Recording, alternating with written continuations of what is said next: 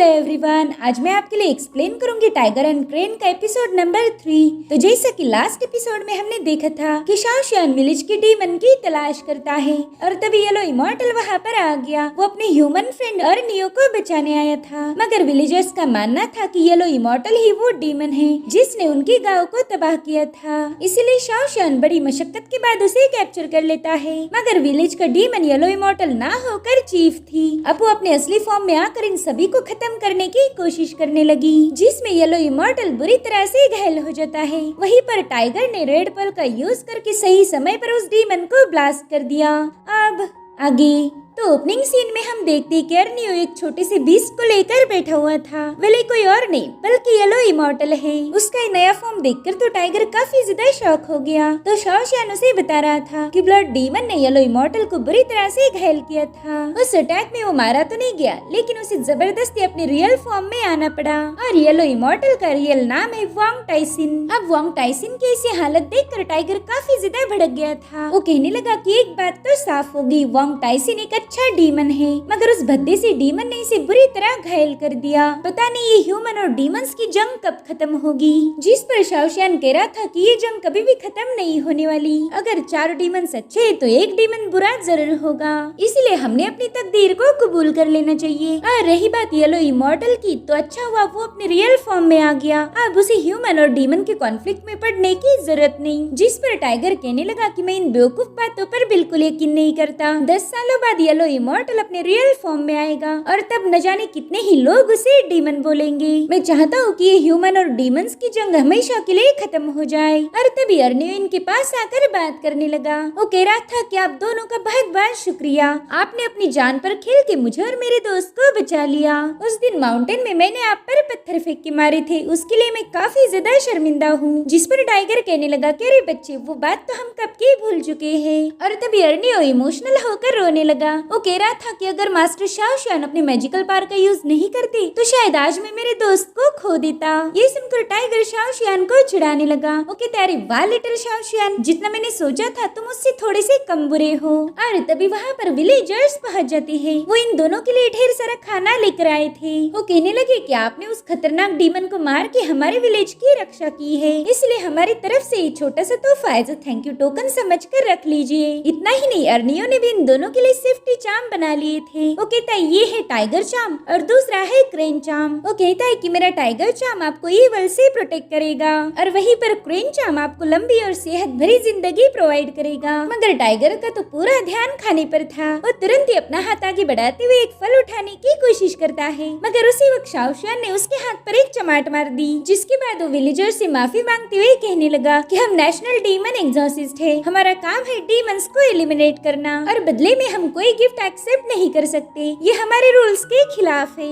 ये सुनकर तो सभी लोग शॉक हो गए। वो कह रहे थे कि आप दोनों भी डीमंस के साथ फाइट करते हुए बुरी तरह से घायल हुए थे, इसलिए हम आपको खाली पेट तो यहाँ से बिल्कुल नहीं जाने देंगे। इनफैक्ट आपका तो छोटा सा दोस्त भी बुरी तरह से घायल हो गया था। इधर टाइगर सोचता है कि चलो यही हीरो बनने का टाइम है, इसलिए वो तुरंत ही विलेजर्स के सामने कूद गया। वो कहता है गाँव वालों, डीमंस को एलिमिनेट करना ही हमारा काम है, इसलिए प्लीज आप आपके तोहफे वापिस ले जाएं। अब शाओशियान का तो मुझे पता नहीं, लेकिन मैं कभी तोहफे एक्सेप्ट नहीं करता।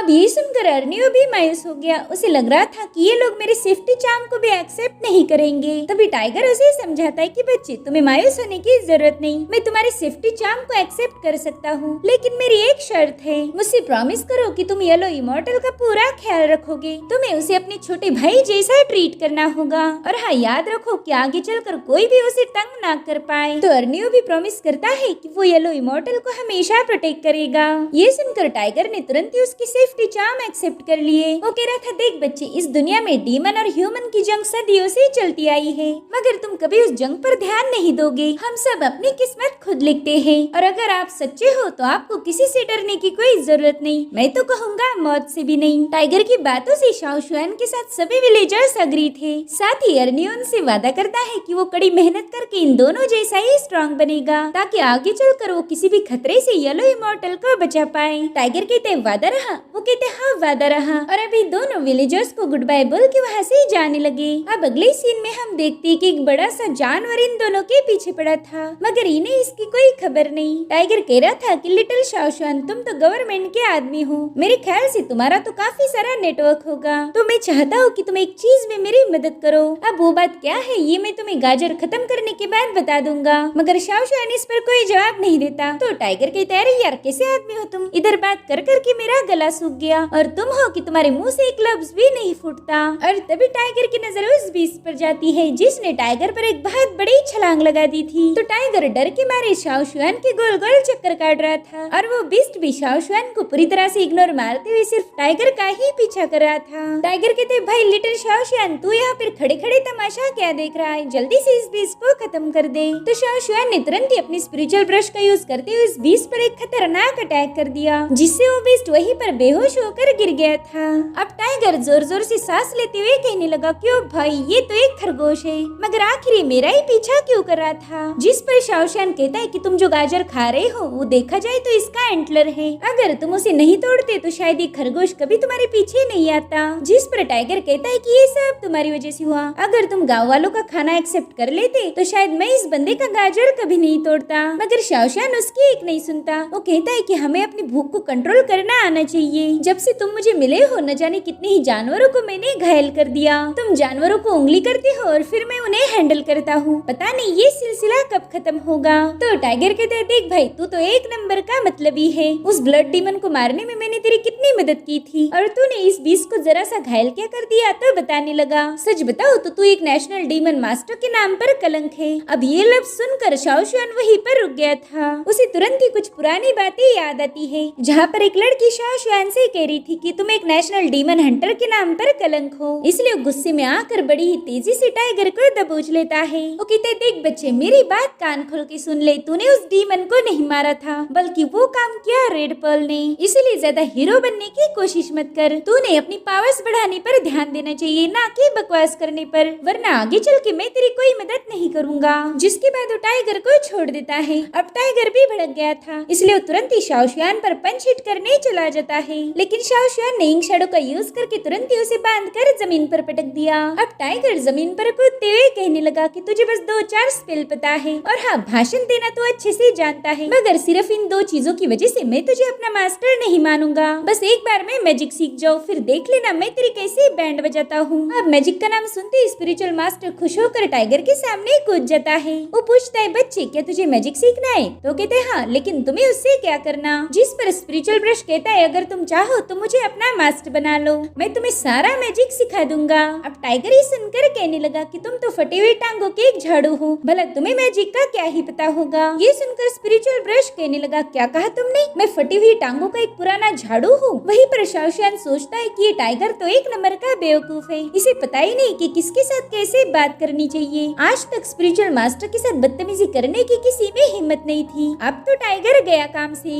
इधर स्पिरिचुअल ब्रश काफी ज्यादा गुस्से में था, लेकिन फिर वो अपने गुस्से को चाय की माफी पीकर जोर जोर से हंसने लगा, और उसे हंसता हुआ देखकर शाओशुआन को तो 440 वोल्ट्स का झटका लग गया था। अब स्पिरिचुअल ब्रश टाइगर से कहने लगा कि पूरे 500 साल हो चुके हैं, आज तक किसी ने मुझे फटी टांगों वाला पुराना झाड़ू नहीं बुलाया था, बस उस एक बंदे को छोड़कर। जिस पर टाइगर कहता है, अच्छा जी तो बताओ ना वो बंदा कौन है? स्पिरिचुअल ब्रश कहने लगा कि उनका नाम है चियू जी, उनके साथ न जाने मैंने कितने ही लाइफ एंड डेथ मोमेंट को सेलिब्रेट किया है, हम दोनों पक्के यार थे। तो टाइगर कहता है, अच्छा अब मैं समझ गया, मेरे ख्याल से तुम्हारे जैसा ही एक और फटी टांगों वाला झाड़ू है। तभी शाओशुआन कहने लगा, टाइगर बिल्कुल बदतमीजी मत करो, चियू जी हमारे एंसेस्टर है, और वही हमारे ची गेट सेक्ट के फाउंडर भी है। साथ ही वो एक पावरफुल डीमन मास्टर थे, जिन्होंने पिक बैटल में हजारों डीमंस को खत्म कर दिया, जिसके बाद वो टाइगर को आजाद कर देता है। तभी स्पिरिचुअल ब्रश बताने लगा कि 500 सालों पहले डीमन और ह्यूमंस में एक बहुत ही खतरनाक जंग हुई थी, वो हमारे इतिहास की सबसे ब्रूटल बैटल मानी जाती है। उस बैटल में हजारों मासूम मारे गए।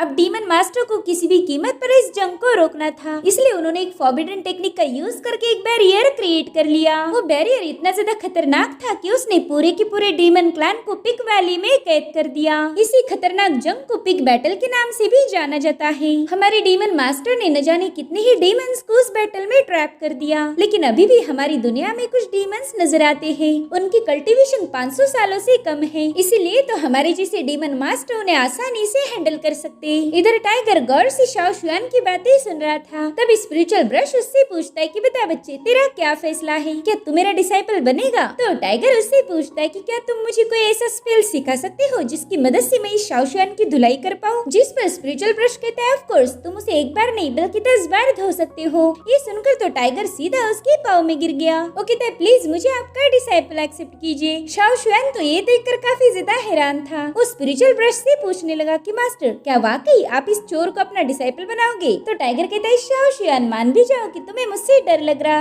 अगर मैं मैजिक सीख गया तो फिर बेटा तुम्हारी कोई खैर नहीं। तो शाओ शुआन भी टेढ़ा मुंह करके कहने लगा कि मैं तुम्हारी जैसी 2 कौड़ी के चोर को बिल्कुल भाव नहीं देता। तब स्पिरिचुअल ब्रश कहने लगा कि टाइगर, चलो तुम्हें जो भी मैजिक आता है मुझे शो करो। तो टाइगर कहता है, ठीक है, अब मैं तुम्हें मेरी टाइगर स्टाइल दिखा दूंगा। जिसके बाद एक टैलिस्मान को बाहर निकाल कर supreme invincible fire control technique का यूज करता है, जिससे उस टैलिस्मान में आग लग गई। अब टाइगर कहता है, देख लिया ना, ये था मेरा मैजिक। अब स्पिरिचुअल ब्रश शाओ शुआन को कहता है कि जरा इसे तुम्हारा मैजिक दिखाओ। तो शाओ शुआन ने टाइगर के पास का टैलिस्मान लेकर उसी टेक्निक का यूज किया जिसका यूज टाइगर ने किया था। मगर शाओ शुआन के मैजिक से वहाँ पर एक बहुत बड़ा ब्लास्ट हो गया, जिससे पूरा जंगल शेक होने लगता है। शाओ शुआन के मैजिक को देखकर टाइगर काफी ज्यादा भड़क गया था। वो स्पिरिचुअल ब्रश से कहता है कि इसी स्पेल का यूज मैंने किया था, लेकिन मैं तो इतना बड़ा धमाका नहीं कर पाया। आखिर इस बंदे में ऐसा क्या है जो मुझ में नहीं? तो स्पिरिचुअल ब्रश उसे बताने लगा कि शाओ शुआन के पास ट्रू ची पावर है। वो अर्थ एंड हेवन की एनर्जी को एब्जॉर्ब करके उसे ट्रू ची पावर में बदल सकता है। तो टाइगर तुरंत ही जाकर उससे पूछने लगा कि बताओ, मैं इस ट्रू ची पावर को ऑब्टेन कैसे कर सकता हूँ? तो स्पिरिचुअल ब्रश उससे कहता है कि सबसे पहला तो तुम्हें मुझे मास्टर बोलना होगा,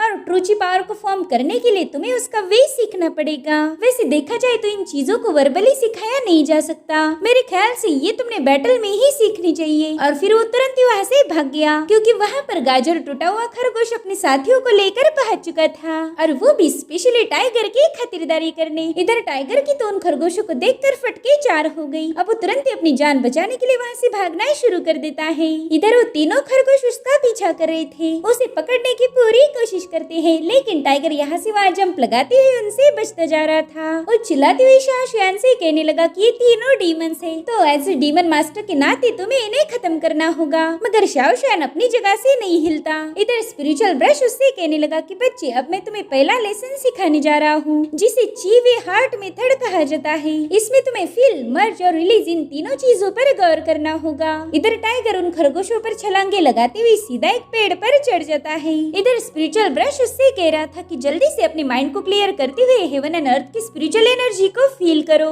इधर टाइगर ने डर के मारे उस पेड़ को जकड़ लिया था। तब स्पिरिचुअल ब्रश उससे कहता है कि बच्चे, जल्दी से अपने ब्रीदिंग को कंट्रोल करके बॉडी को रिलैक्स करो, इससे तुम कंप्लीट डार्कनेस वाले स्टेट में पहुंच जाओगे। मगर उसी वक्त खरगोशों ने पेड़ पर अटैक करना शुरू कर दिया। वो पेड़ को अपने नाखूनों से कट करते हुए टाइगर को नीचे ला रहे थे, और ये देखकर टाइगर काफी ज्यादा डर जाता है। वो कह रहा था, मास्टर बताओ अभी इस सिचुएशन में मैं कैसे ध्यान लगाऊंगा? तब तक खरगोशों ने पेड़ का एक गोल स्लाइस तो कट कर दिया था, जिससे टाइगर उनके और ज्यादा करीब जाने लगा। तो स्पिरिचुअल ब्रश तुरंत ही उसे ट्रू ची पावर के कुछ स्पेल बताना शुरू कर देता है, लेकिन उसने बताई सारी बातें टाइगर के सिर के ऊपर से चली गई।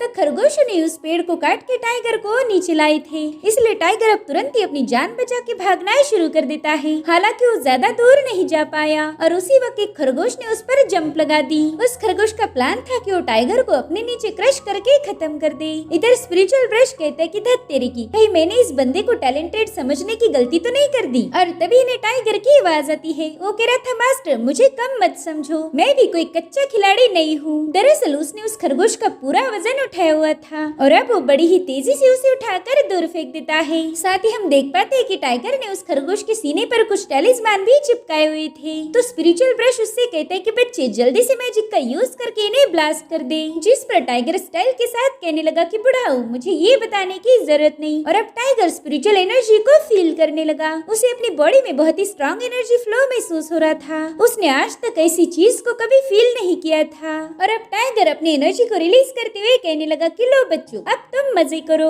उसे लगता है कि वो इन खरगोशों को आसानी से मार पाएगा, लेकिन इस बार भी उसकी मूव पूरी तरह से फुस निकली। टाइगर तो उस खरगोश का एक बाल भी जला नहीं पाया था और ऐसे लूजर डिसाइपल को देखकर स्पिरिचुअल ब्रश चक्कर खाकर नीचे गिर गया। इधर अटैक करने की बारी खरगोश की थी, तो तुरंत ही टाइगर पर एक जोरदार पंच मार के उसे काफी दूर उड़ा देता है। अब वो तीनों खरगोश उसका पीछा कर रहे थे, तो अब स्पिरिचुअल ब्रश भी अपने डिसाइपल को बचाने के लिए उस जंग में कूद गया। वो कहते हैं, बच्चे अगर मरना नहीं चाहते हो तो जल्दी से मेरे पीछे मंत्रों का जाप करो। तब तक खरगोश टाइगर के एकदम करीब आ चुके थे, तो टाइगर उनके अटैक को डॉज करते हुए दूर भागने लगा। वो गुस्सा करते हुए स्पिरिचुअल ब्रश से कह रहा था कि मास्टर, आपके मंत्र बहुत ही ज्यादा लंबे और कॉम्प्लिकेटेड है, मैं क्या बल्कि कोई भी ह्यूमन उन्हें याद नहीं कर सकता। जिस पर स्पिरिचुअल ब्रश कह रहा था, बच्चे एक बार मैं दोबारा से तुम्हें वो मंत्र बताऊंगा और इस बार तुम्हें अच्छे से उन्हें याद करना होगा। चलो अब मेरे पीछे दोहराना शुरू करो। Yang transform yin, yang strengthen yin follows yin yang and then they merge. मगर टाइगर उन्हें याद कर पाए इससे पहले ही खरगोश ने उस पर मल्टीपल अटैक कर दिए, जिससे टाइगर यहाँ वहाँ जंप लगाते हुए सीधा मुंह के बल गिर गया। उसके साथ साथ स्पिरिचुअल ब्रश की भी दुर्दशा हो गई थी। वो गुस्से में कहने लगा, बच्चे क्या तुम अपने मैजिक वेपन को इस तरह ट्रीट करते हो? देखो तुम्हारी वजह से मेरी पूरी बॉडी घसीट गई, अब तो मुझे पॉलिश करने में और ज्यादा खर्चा आएगा। तुम्हें तो बिल्कुल भी अकल नहीं कि मैजिकल वेपन को कैसे ट्रीट किया जाए।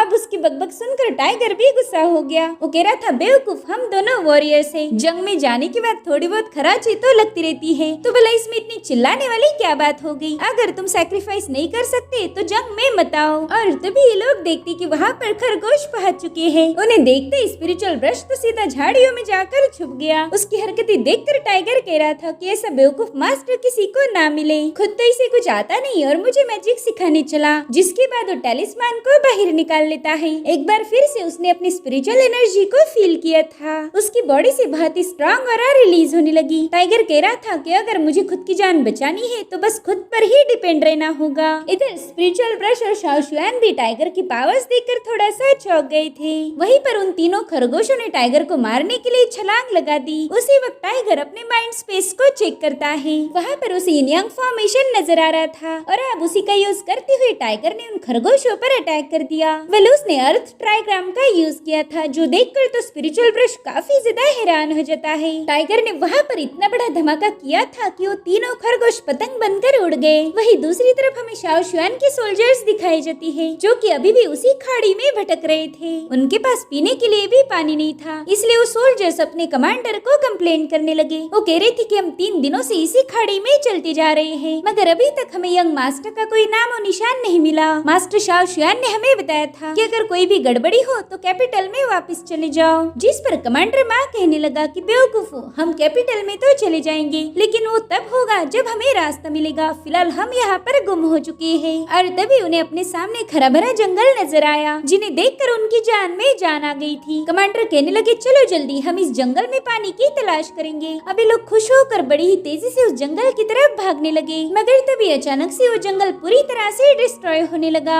वहाँ मौजूद पेड़ अपने आप उखड़ रहे थे और अब वहाँ की पूरी जमीन फट कर अलग हो गई। ये लोग देखते हैं कि उस जंगल के नीचे एक बहुत ही विशाल बीस्ट है, जो कि अब उस जंगल को तोड़कर इनके सामने बाहर आ चुका था। अब वो बीस्ट इन लोगों का शिकार कर पाई इससे पहले एक एरो बड़ी ही तेजी से आकर उस डीमन के अंदर घुस जाता है। वेल इस टेक्निक को पियर्सिंग एरो कहा जाता था। वेल ये हमला किसने किया था ये फिलहाल तो हमें दिखाया नहीं गया। और इसी के साथ एपिसोड यहीं पर एंड हो जाता है। Thank you so much for watching. Bye bye, take care.